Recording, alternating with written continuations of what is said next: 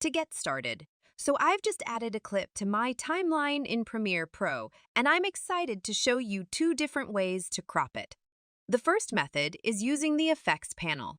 You'll need to type crop into the search box and then drag the crop effect onto your clip. Once you've selected your clip, head over to the Effect Controls panel, where you'll find the crop effect settings. You can simply drag any of the edges to adjust the amount you want to crop. Easy, right? But hold on! Let's undo that for a moment so I can show you how to add an animated crop. It's pretty straightforward. Just click the stopwatch icon next to the direction you want to crop. Then move the playhead to where you want the crop animation to end.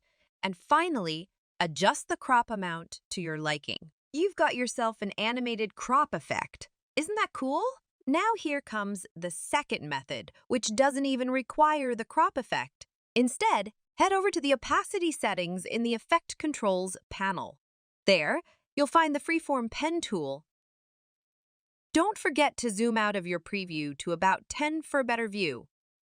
Now, click just outside your video to create 4 points, forming a rectangle. The beauty of this method is that you can crop at any angle, even creating diagonal crops that the standard tool doesn't allow.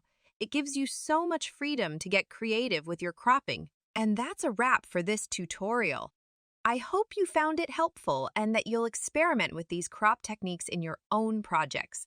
As always, thanks for tuning in, and I'll catch you in the next one. Happy editing!